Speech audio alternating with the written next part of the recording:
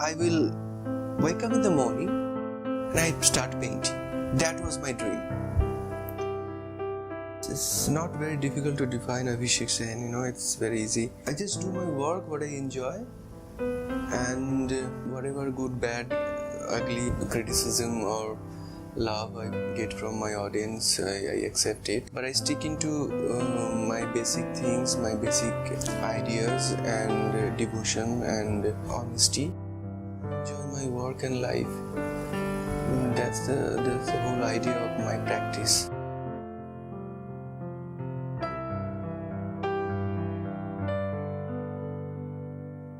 Born and brought up in a small village in Bengal. I spent a lot of time with my grandmother when I was a kid. Rama and Mahabharata in the afternoon kind of thing. It's very pure actually. The emotions, the relations and friends, relatives. It was very, very simple and very honest actually. When I was like 4-year-old kid, I used to get mud and make some different kind of thing. What I used to read for the old ladies in the village. I used to make some warrior. I used to make some horse. I used to make different kind of things from those stories, and I used to give them to the villagers. And sometimes I used to organize a play on my own, and all my audience was this very old people. But it was fun. It was really fun. My mother's side grandfather, he was a different kind of person. He was very concerned about education, culture. The village kids should get good education and all that. So he actually built up a school. So he was a person with vision. So maybe his words, it got into my mind, I think that inspires me. So there are a few things, few words and few lessons I got from him, and that really keep me grounded. Because as a creative person, that the biggest struggle is to keep yourself, intact. Because that is your strength, that is the thing, that will help you to create, that is everything for a creative person. My education in Shantiniketan, and then I shifted to Delhi. And I started living in a very small, it's called Barsati. In Delhi ward, it's called Barsati. It's a top place, in building. I was actually in the middle of the ocean with nothing.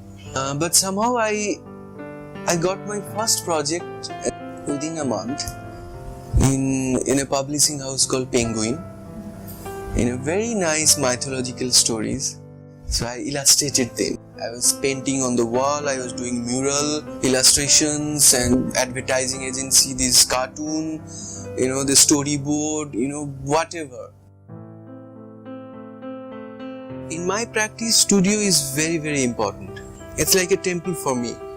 I come here every day with a fresh mind for my art practice. It's a very honest and the place where is a lot of positive energy, and that I create every day through my work, through my living, through my thinking, through my pray. It's of course a very positive place for me in my life. I don't restrict myself or I direct myself to do anything specifically. So I give myself a complete free space to do whatever comes very spontaneously and consciously. There are different things, Sometimes I don't sketch, don't go for layout. I directly work on paper and I allow my inner self to come out and take a shape. Sometimes think something, one object or one thing, and start with that, and finish. And go with whatever coming. Though I have done some installation, some photography, some mixed media work, but basically I consider myself a painter.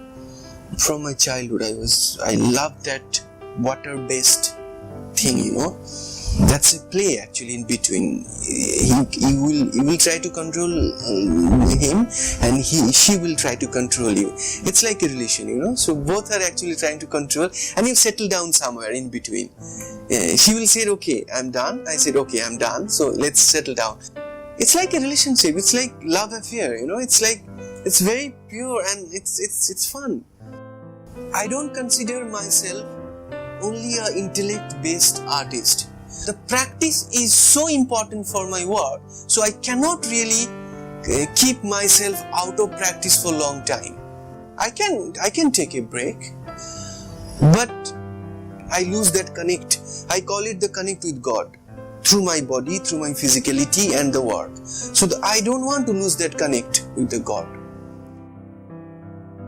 My work sometimes might look surrealist, but there is always a space for thinking. There is a space for hope. There is a clue to understand life. People can interpret in different ways, and I want them to interpret in different ways. I like to call people and tell them a story.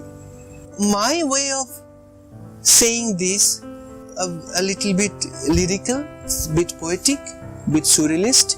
I would like to give them a very soothing, nice place. I don't want to give them more baggage in life.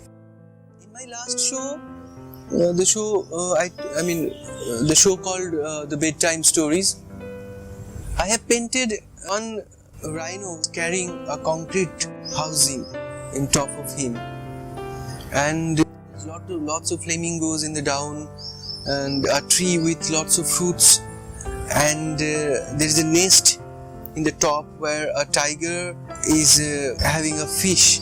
Actually, this is actually the clash between my village life and the city life, where I only see the buildings one after another. You drive 100 kilometers, there is no open space, it's just full of concrete, So we must actually think of how to preserve the city livable, in the name of development. In third world countries, what happens, it's a mess. I have done one work. It was a leopard sitting, very realistic, sitting on a banana, and the banana is coming inside his body. There is no exaggeration actually. You see it, and that's it. So that's the mental stage. When you can actually throw out the burdens in your head. There are thousands kachras in your head that society gives you. The everyday life gives you. So you have to throw out, and that's it. The minimum, the minimalization. The basic. The getting to the point. Yeah, that's it. Yeah.